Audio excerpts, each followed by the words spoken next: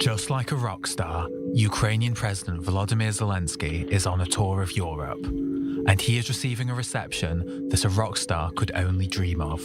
After a surprise visit to London, Zelensky met with his German and French counterparts in Paris before addressing the European Union in Brussels, all with one goal: to get more military aid from his allies. With the one-year anniversary of the war approaching, reports have suggested that Russia is planning its largest offensive to date. But with his Western allies supporting Ukraine throughout a tough winter, is Zelensky being greedy now? Is the support from the West going to help them defeat Russia, or just stay afloat? With sanctions not having the desired effect on the Russian economy, is the isolationist us versus them policy from the West going to have any impact? How successful will Zelensky's European tour be? So let's get to it. How successful will the Zelensky Euro trip be? As always, we begin with our quick fire round, 30 seconds each to let your initial stance, and we pick it up from there. So, Ina, please take the lead. Your 30 seconds are on. Well, I do believe that the fact that the visits are taking place and that they are met with so many people, and we are seeing the rounds of ovations for the president and for the whole nation of Ukraine, that of course gives us hope that what we're asking for, and it's just pretty simple, we're asking to help us liberate our own territory, that we would actually be able to achieve what we're asking for, because those are legitimate things that any other nation in the world would also be asking for. Peter, your thoughts? Well, Zelensky has always staking out a very maximalist position. He is there to ask for artillery guns, for ammunition, modern tanks, and a much speedier delivery than has been promised so far, fighter jets, etc., knowing full well that we probably won't get all of it, and we won't get it in time. But I think time is of the essence, and this is what Zelensky is trying to communicate. Russia is going to be on the offensive pretty time soon. It's a pretty much done deal, and so Europeans need to get their act together and try to get as much as they can, as fast as they can. And I think this is, his goal, and I hope he achieves it. Yeah, last but not least, Nick, your take? Yeah, I believe for Zelensky it's great. He's a kind of movie star, TV star, great start, everybody applauding to him and welcoming him. So for his own fame, it's great. It's also great for a PR of those countries, and maybe for the social media and for mass media, especially in the West, it's great. But will it help the Ukrainian people? I don't think so. But no matter how many weapons they will get, it will not help them, because the country will continue to be destroyed. They just need to reach a peace agreement. Okay, and on that note, let's please feel free to respectfully interact, of course, and let's begin from the point Nick was just making. Will Western weapons really make a change on the ground, or will it just, drag the war even further, Peter? Well, this is, we have to be very mindful of repeating Putin's, propaganda and disinformation tricks. This is the message he's trying to now spread, that you're just prolonging this war by giving Ukraine weapons. Let me remind everyone that despite Ukrainian grit and determination to defend their country, unless we had been given javelins, unless we had been given early in the war Bayraktar Turkish-made drones, we would not be here. I would not be here sitting in Kiev with you, most likely. So Western provided weaponry does help, and so we have to separate the truth from Kremlin spread lies. At what price are we talking about peace with Russians now? Yes, wars do end at the negotiating table, but we're not there yet. We have to be in a better position territorially in order to negotiate with Russia. Right now, this peace is simply untenable. And Nick, French President Macron and German Chancellor Olaf Scholz, with a very, of course, warm welcome of Ukrainian President Zelensky, saying the future of Europe as a whole depends on the future of Ukraine. Is that so? I think that what do you refer to as the future of Europe? If it's just a geopolitical game and a game of economy, so yes, maybe it's better for them that Russia and Ukraine will continue their war and Russia will be weakened. Europe maybe will be stronger, but most likely United States will be stronger. But just Europe can't resist United States. But that's the only perspective that it is good for Europe. But for Ukraine, it's definitely bad. And for Ukrainian simple people that living in those small villages that are bombarded every day, it's not good for sure. And for Russian people, the regular ones, it's also not good because they are living under sanctions. Their life is completely messed up also. So it's also not good for them. Ina, do you get what Nick is saying, that the war is perhaps, quote unquote, good for Europe, but not for Ukraine?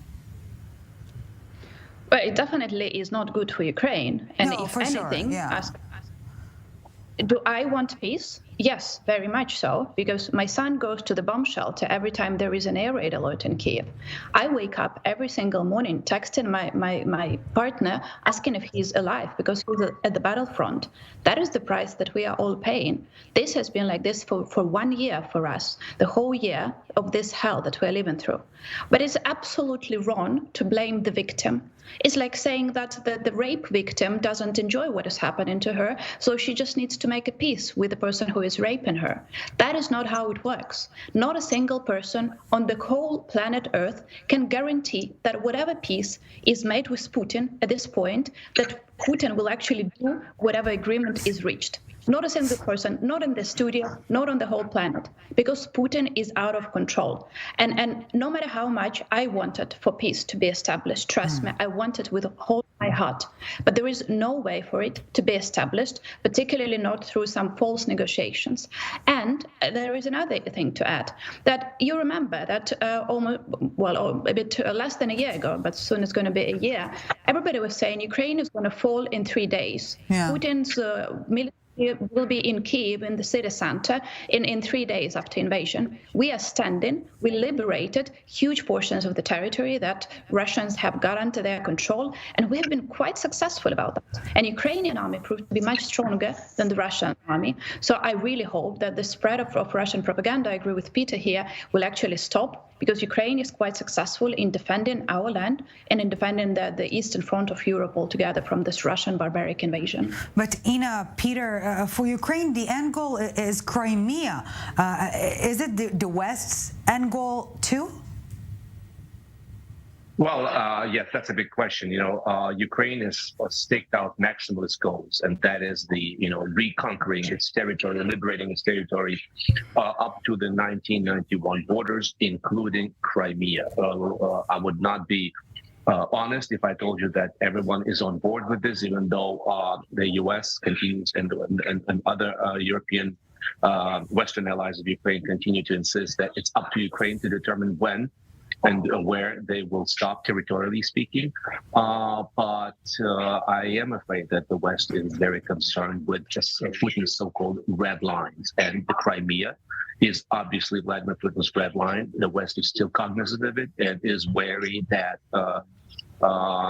this is, liberating Crimea is when Russia's nuclear doctrine kicks in, and that means using nuclear weapons in order to deter further encroachment upon its territory. So this is where we are at, and remains a big question whether Ukraine will liberate Ukraine militarily or whether through a combination, military and political. One particular area that we will have to watch will be the so-called land corridor leading to the Crimea and connecting Crimea to the rest of Russia. This is where we can expect Ukrainian counterattack at some point, leading to the summer, which would make Russia's continuing occupation of Crimea untenable should Ukraine break through this land corridor. Nick, Ina, please chime in. I think, okay, if I'm speaking, I think that for Ukrainian politicians, for the president, for some rich billionaires, maybe this war is really good because they are getting more popular and more have more fame, more power, more money. Yeah, for them it's great. But as long as I know, the regular people in Ukraine, they even can't speak, because if they are saying something that it's not in line with what the government wants you to say, then they even can be prosecuted or they can be jailed. At least that's what I know. That's the information that I have. Maybe it's wrong. But if it's really the situation, it's really bad, because you can't say that all Ukraine is one victim, like the speaker before said. It's 40-something million people. Yeah. Yeah. But Ina, please.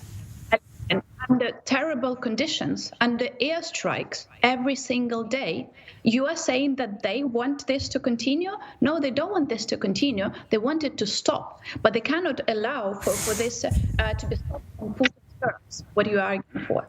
Also claiming that not a single politician can speak their mind. I'm representing here the opposition political party. I'm free to speak my mind. I'm free to do that in Ukrainian television as well. I can do this. So please stop spreading this Putin's propaganda again and again. Whatever happens in Ukraine, not a single thing that you said is an excuse for what Putin is doing to all of us for almost a year, very, very intensely, and for 9 years, if you remember that the war started in 2014. And if I may, I will get back to this Crimea issue, because I do think that this is an important one to discuss. And I will agree with Peter here that indeed it's a complicated thing, because taking back Crimea militarily might be extremely complicated, and we might need to be searching for some sort of political solution. Let there be a regime change in Russia, and then we can negotiate the return of Crimea back to Ukraine. But why is that so critically important? Well, first of all, because more than 80% of Ukrainians believe that is important. So 80% is the absolute majority of Ukrainians who believe that to be important. Crimea is the native land for Crimean Tatars. They don't have any other land that they will call their own home.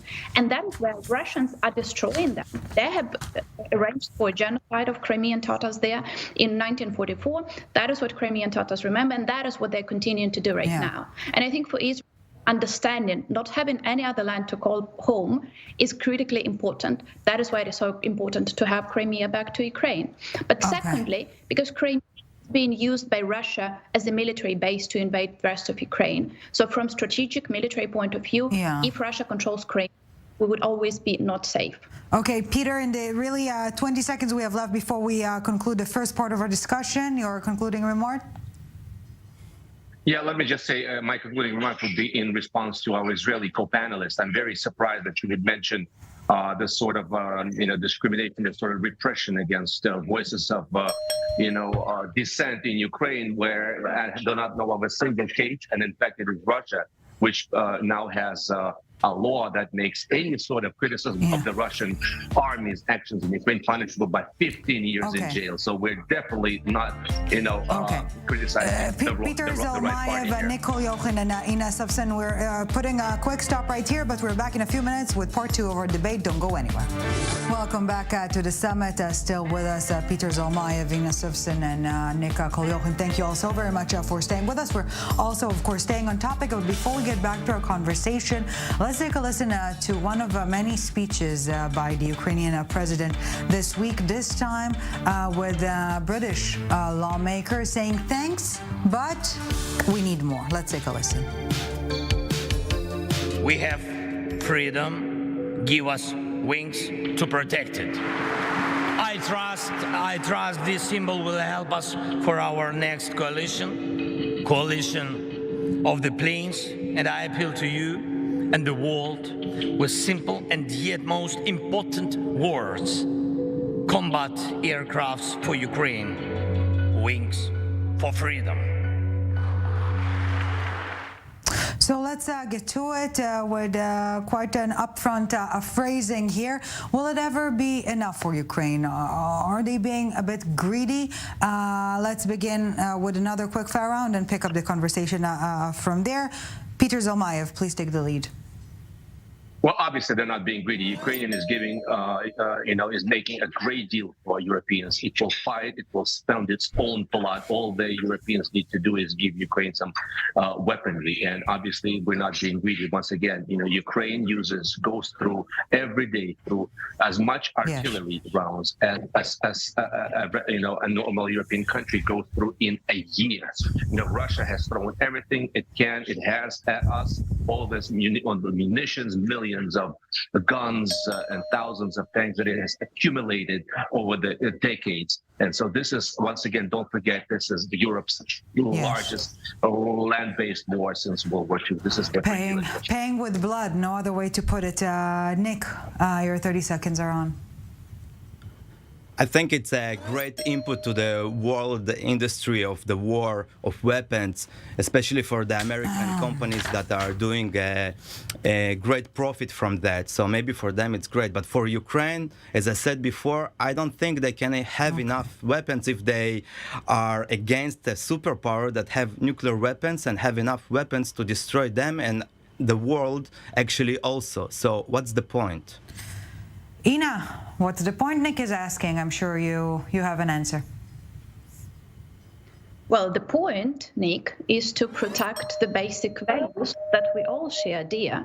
And that is why Ukraine is calling for the world to unite, just like Israel did when it was fighting for its own values, in its own survival. I'm having here the book by the biography of Golda Meir, and I remember vividly reading how he traveled to the United States asking for weapons over there. Was that helping the American industrial military complex? Well, maybe. Is that not justified? Well, I do believe that would be wrong to say.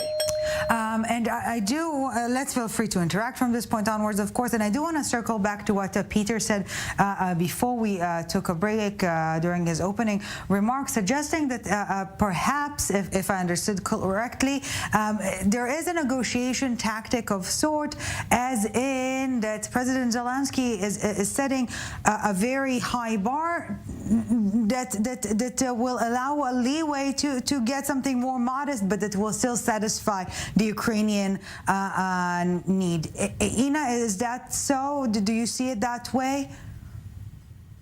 Well, the truth is that, of course, we are fighting against the second biggest army in the world, and it is very difficult to fight against such an army. But also remember this army is recognized as this country, Russia, is recognized as the biggest threat to NATO security. Yeah. And we are doing the fighting basically on behalf of NATO, even though we are not NATO members.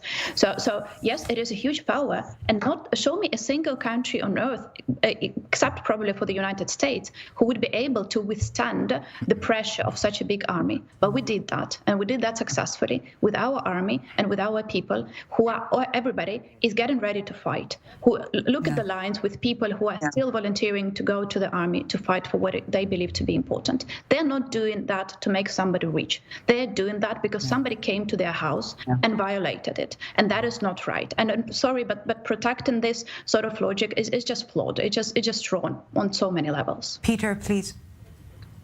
Yeah, it's very simple. It comes down to this. If Ukraine stops the fight, and we're hearing from our co-panelists and other assorted experts who say, let's just stop this war, let's just stop this nonsense, it only escalates. If Ukraine stops firing, it will cease to exist as an independent country. Let's make no and that, by the way, corresponds directly with Golda Meir's famous quote, just mentioned. If Russia stops to fire, the war will be over. That's it.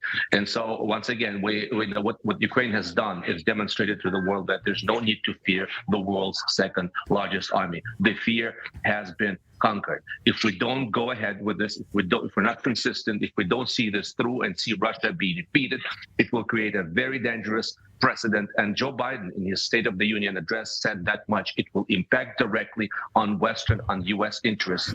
It will allow China to go against Taiwan, and the U.S. has a treaty agreement with Taiwan. So this precedent will be dangerous for all of us. But Peter, in this respect, will dragging on the war mean empowering the anti-Western alliance, greater scheme of things here? And do you see any prospects of Russia still winning the war? It ain't over till it's over.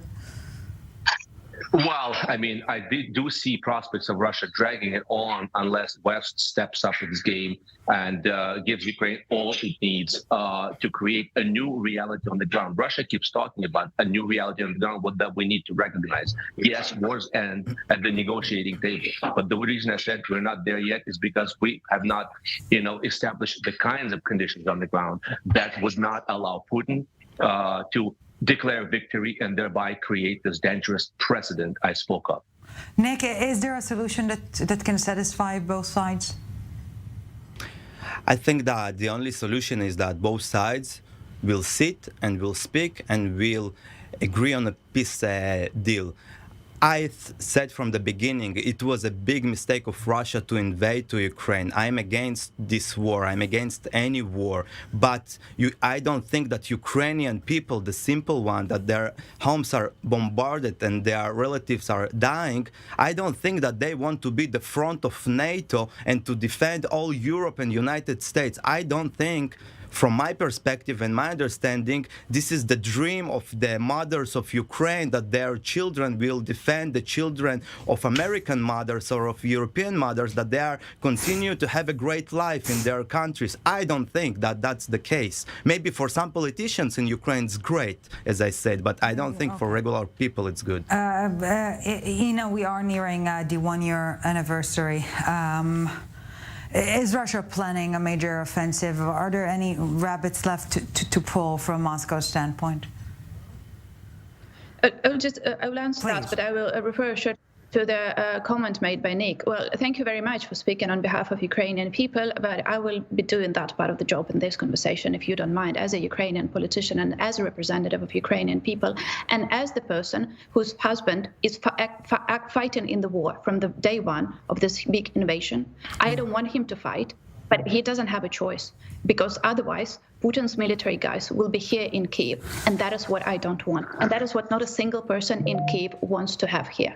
And again, what you're saying, let's sit down and make a peace. Will you guarantee that Putin will hold his end of the deal, whatever that end will be? No, you will not. And if nobody can guarantee our security, we have to continue fighting for it ourselves. Will there be any further invasion? They will definitely try to. But we know that we are prepared. We are much better prepared than we were a year ago. I'm sure we would be able to withhold it. But of course, we want to minimize the number of casualties on our side. And that is why we are calling for more weapons to be provided to Ukraine. Not because we want to invade Russia, but because we want to protect our own people. That is the only thing that we are fighting for. Peter, really briefly in the time we have left, is there any guarantor to Russia's end of a deal? I think there are countries that can guarantee. China is that country. China has already guaranteed so far that Russia will not use a nuclear weapon. So our fears of Russia using nuclear weapons are overblown. China can step in. That's I think the only hope if we talk about a mediator. China can make this war end. And on that note, we obviously have so much more to discuss, but we will have to end our current discussion here. Ina Sovsun, Peter Zalmayev, and Nick Kolyochin, thank you so very much for your time and insight. We truly do appreciate it, and hopefully we will see you on the show again. Thank you very much for this.